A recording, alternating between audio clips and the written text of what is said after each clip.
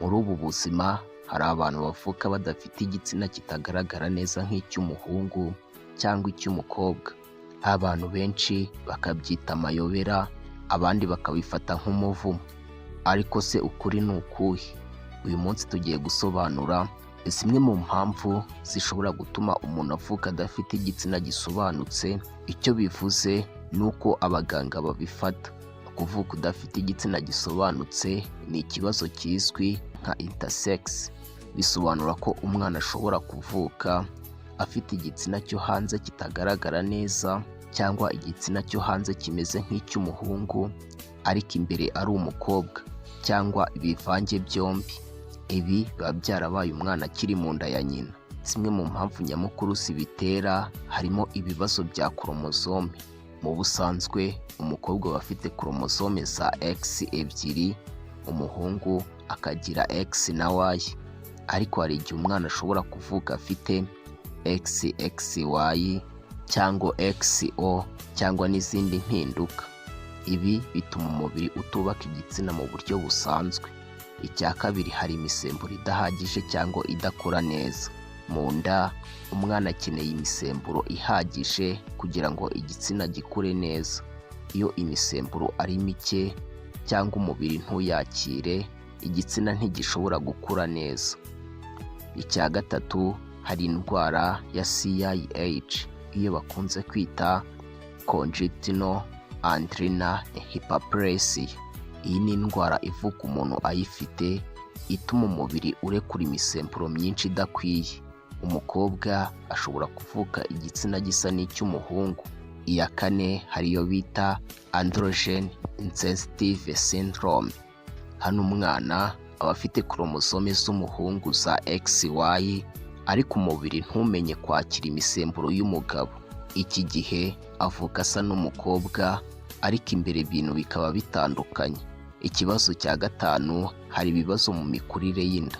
Mu byumweru bya mbere by'inda igitsina kiriyubaka. Iyo habayeho ikibazo cya genetike, igitsina ntikigira umwimerere usobanutse. Icyo ugomba kumenya ni uko ibi ngibi atari umuvumo, atari icyaha, atari ikosa ry'ababyeyi, ndetse atari n'amahitamo y'umwana. Iki ni ikibazo cya siyansi ndetse n'ubuvuzi. Ese umuntu ashobora kubaho gute? Abantu bavuka bameze batyo bashobora kubaho neza, bakiga, bagakura, bagakundwa, ndetse bakagira n'umuryango bitewe n'uko bameze.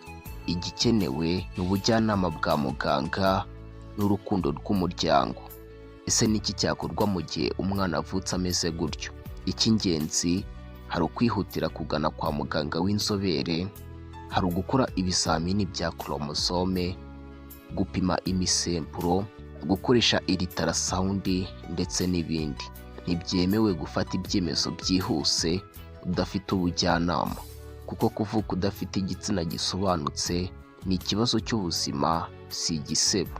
Gusobanukirwa ni intambwe ya mbere yo guhindura imyumvire y'abantu no gufasha abavuka batyo kubaho mu cyubahiro. Ese bitandukaniye he no kuvuka umuntu afite igitsina gito?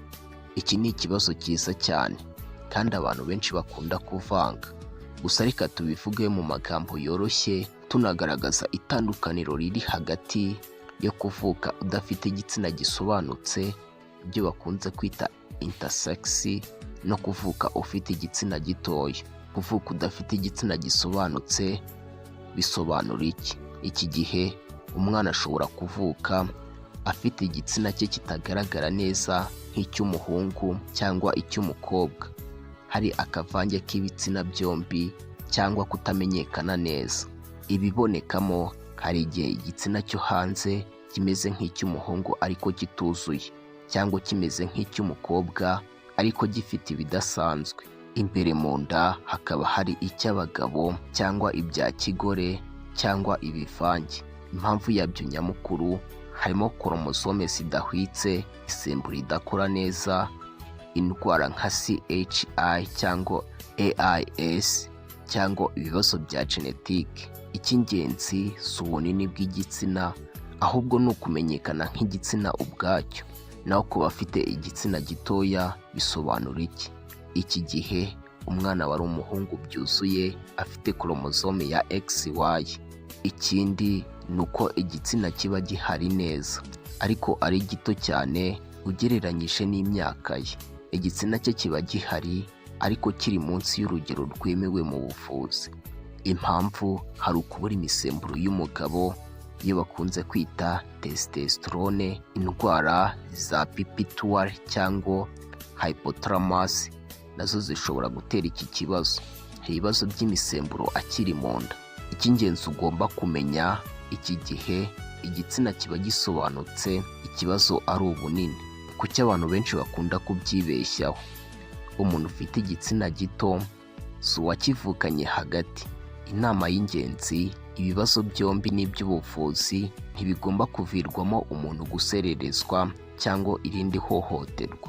Kwihutira kujya kwa muganga birafasha cyane cyane ku bana bato. Dusoza, hari ushobora kwibaza uti ese hari ibiribwa cyangwa indi miti yafasha umwana kuvuka adafite igitsina gisobanutse? Iki ni ikibazo cy'ingenzi cyane kandi igisubizo kigomba kuba kigizwe no kuri kwa siyansi. Igisubizo kigufi ni oya.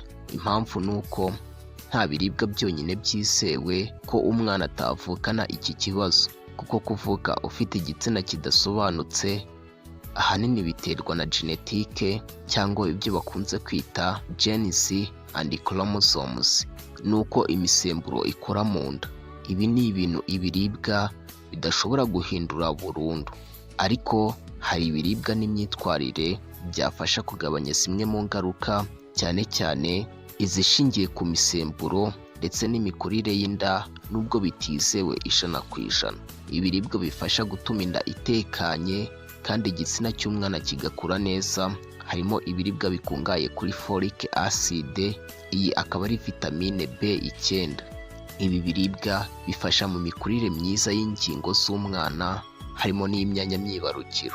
Urugero, harimo imboga rwatsi nka epinari ndetse na dodo, avoka, ibitoki, ibishyimbo, ibigori ndetse n'amagi. Kubura folic acid bishobora gutuma hari ingingo zidakura neza mu nda. Ibiribwa bikungahaye kuri zinc kuko igira uruhare mu gukura neza kw'imisemburo. Urugero, harimo inyama zitukura, ifi, ibinyampeke byuzuye, ibishyimbo, imbuto ndetse n'ibindi.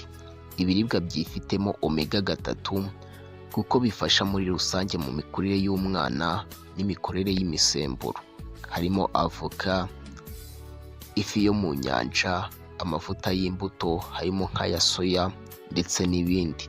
Harimo proteine ihagije kuko n'ibikoresho byubaka umubiri w'umwana, inyama, amata n'ibiyakomokaho, ibishyimbo ndetse n'ifi. Harimo imbuto n'imboga zitandukanye, fasha kurinda umubiri indwara, kugenzura imisemburo, kugabanya toxine mu mubiri. Ibiribwa ntibibuza 100% kuvukana iki kibazo, ifasha inda gutekana ndetse n'umwana agakura neza.